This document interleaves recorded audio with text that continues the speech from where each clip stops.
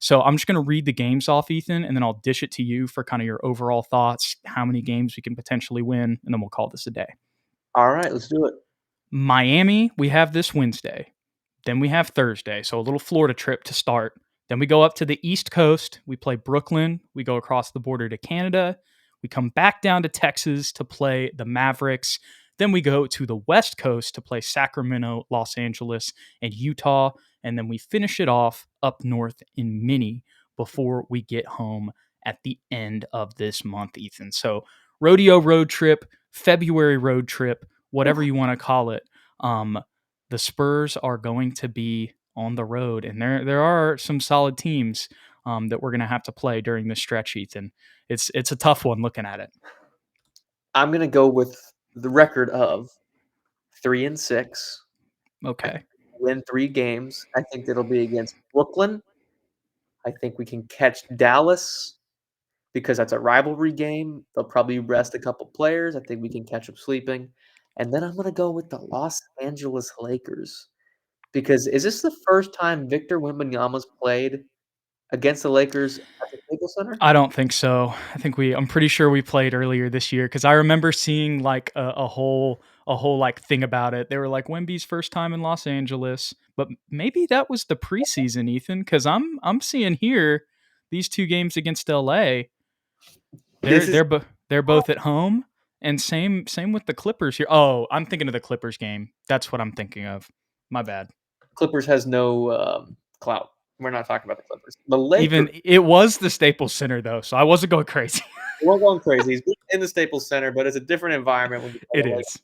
and the King, LeBron James. Say what you will, he is still the face of the league. So I think Wemby goes crazy in Los Angeles and is able to pull us to a victory.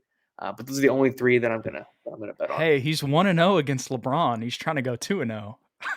Yeah, exactly. I hope that happens, Ethan. What I see when I look at this, I know Toronto has made some moves and they've got a solid team. But the games that stick out to me as having potentially a chance to win, and we did play Orlando tough last time, but the games that stick out to me are Utah and Toronto. Those are the 2 games that I see as potentially winning. But I say that, and I feel like the Raptors have actually blown us out like every time we've played them recently. So I may have to retract that. But maybe like a Brooklyn or an Orlando, like I was saying. That's what I keep thinking. Every time I see Toronto, I'm like, oh, it could be an easy win. But like they always kick our ass, bro. Yeah. Like RJ Barrett's been playing really well too. Like he's probably gonna drop 48 on. Quickly solid. Yeah. They got a lot of quick guard, and they still got size. They still got my boy JP, Jakob Pertl.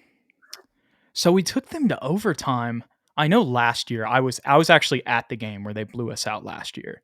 Um, I guess I'm forgetting another one where they went crazy. That was just Scotty Barnes just going insane and winning that in overtime. Then now that I'm remembering that actually, but last year there was a home game in like March or April around then. Actually, it wouldn't be April, but like maybe March, February that I went to, and they just absolutely killed us. So I don't know. We did take them to overtime, but if Scotty Barnes just like looks like Steph Curry again, I don't have much confidence. Yeah. OG Anunoby anymore, who also killed us that night, if you remember. That is true. But Uh, like you said, RJ's playing well and they have quickly to add to that. So and to point out the Utah game that you brought up, last time we lost by 12, but they didn't have Walker Kessler.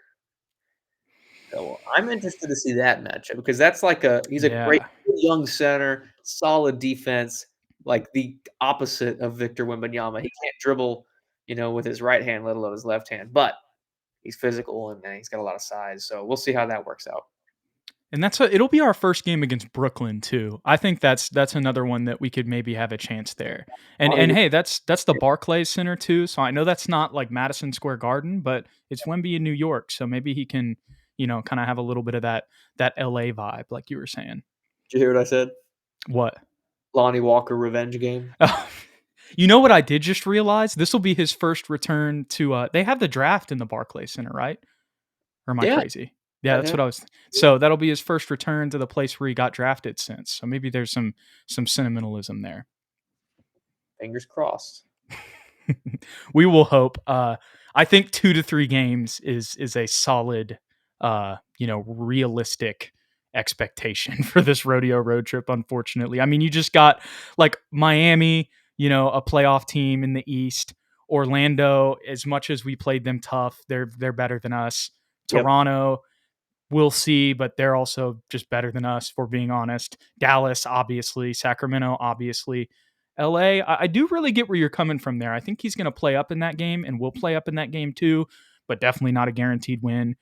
Utah, we didn't have Walker Kessler last time. We still lost. And then, it'll be interesting to see how Jeremy handles like Laurie Markkinen in that game. I can see some rough goes happening there.